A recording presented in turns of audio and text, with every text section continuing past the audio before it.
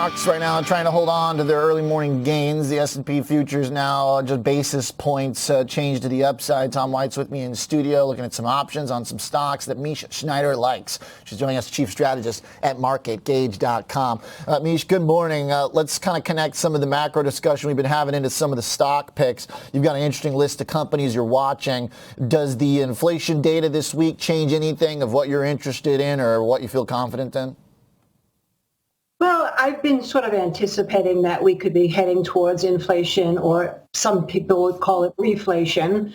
So in terms of what I'm looking at, I'm trying to have somewhat of a diverse portfolio so that I have exposure to commodities and also exposure to some companies that might be able to get a pass if we do have tariffs extended, mainly companies I think that have a concentration here in the United States.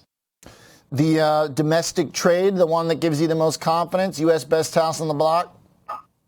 Well, it depends where we're looking, right? Because John Deere, as we know, did not report well. That's a U.S. company. I think you have to really think things through. What would have pricing power? This is a conversation we had in 2021, and here we are having the same conversation in 2025. Different reasons, but same results. So that's why you saw IBM on my list, for example, because we're dealing with a company that has pricing power, also dealing with quantum computing, things like that. And then in terms of the consumer, I'm really looking at more at what I'm calling vanity trade, which is consumer habits that have changed a little bit, more into health and beauty and exercise as a result of the diet drugs, also as a result just of less spending on the family and going out and more spending on people individually. So, you got to really kind of think when they say it's a stock picker's market, you also have to keep the macro in mind with that. And yeah, I mean, we certainly can see Mag 7 has struggled a little bit, but for me, that's almost a relief in a way, because when the market's so concentrated like that, it's very difficult to follow the flock. And I like this sort of other areas to be looking at. I mean, let's go back to commodities, right? So silver, gold, copper, DBA just had a major breakout. That's the agricultural ETF. So, I mean, I think you kind of have to think maybe stagflation and then what would get a pass. Love that. Good analysis from the macro into some of those stock picks and themes, how they connect. Let's go back to IBM for a second. I think that one's interesting because, as you mentioned, the Mag 7 as a whole have stalled out. A few have been still doing very well, but some have broken down. I think a lot of folks, like we see with Cisco, are maybe looking for some of the underappreciated tech names. And some of them fall into this kind of legacy category. Even Intel's been on a nice run the past week. Well, what's interesting to you about IBM, and where do you think they could go? Well, first of all, it had a great earnings gap higher, and so it's holding that level of consolidation. So if you sort of miss that, what you really be looking for right now with IBM is for it to take out, say, 260. And then if it can get through 260 again, it's been sort of trading between 245 and 260. Then I think what you have is a situation where you can see 350, maybe even higher. Of course, market conditions always prevail. If we get some kind of major liquidation all around, that will affect everything. But that's a company that everyone forgot about. And now all of a sudden, Big Blue is back in vogue. Love it.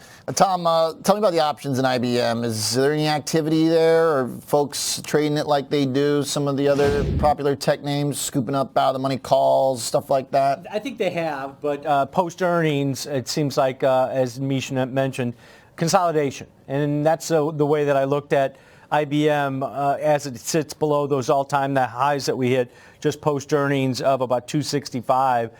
So it's consolidating around the 255 level. So I looked at a strategy short-term, about 8 days to expiration, February 21st, monthly options, where I'm going to sell an iron condor. And I positioned it as a short iron butterfly, where I'm going to sell the at-the-money 255 call and put in the February monthly cycle, and then against it, because I want to stay risk-defined, because anything can happen. If the entire market moves, IBM might move with it. I'm going to buy the 245 strike put on the downside, and then buy the 265 strike put or call on the upside. So $10 wide short iron condor, short iron butterfly here with that same common strike. I'm collecting a credit of about $5.30.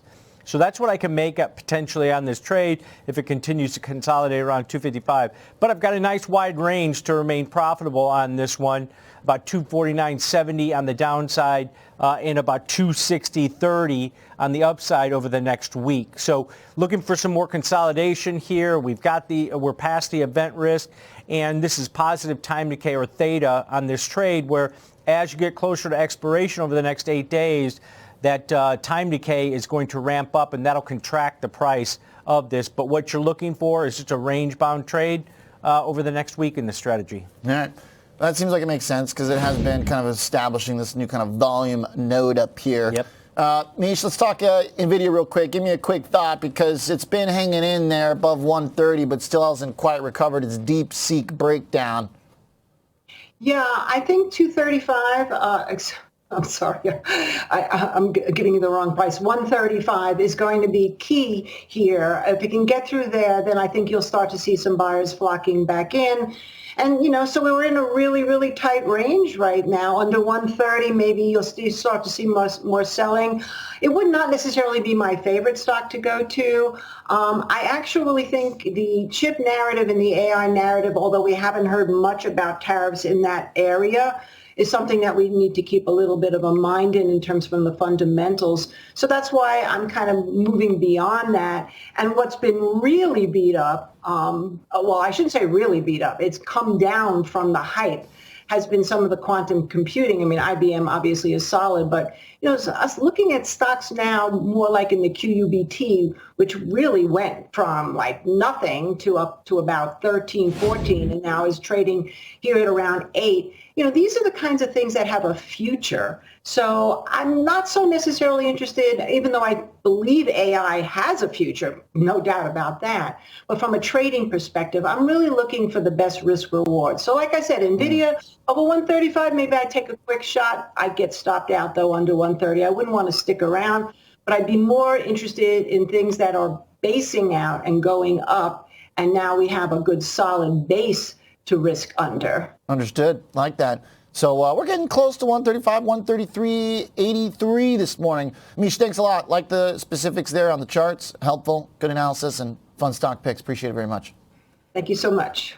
Tom, tell me about NVIDIA. I like Mish's point about 135. Yep, 50-day moving average. It failed there a couple days ago.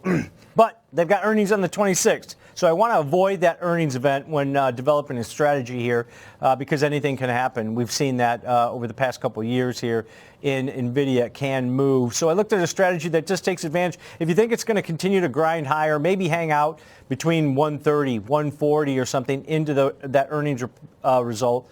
This takes advantage of it.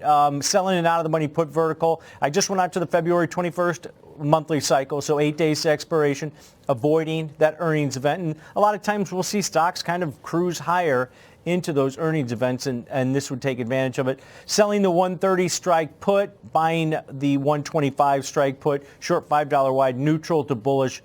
Put vertical, collecting roughly, I've got $1.50 credit on here. It's probably down to about $1.20. The stock has continued to move higher, back above 133 now.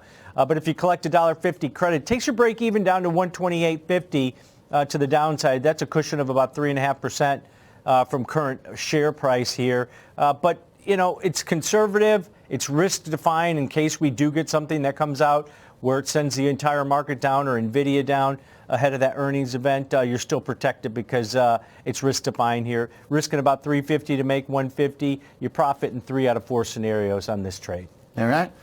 Not a bad way to do it. Sell the vertical to the downside. Look for NVIDIA stabilize. Appreciate it. Thanks, Tom, for the trades. Thanks, Mish Schneider, for the ideas.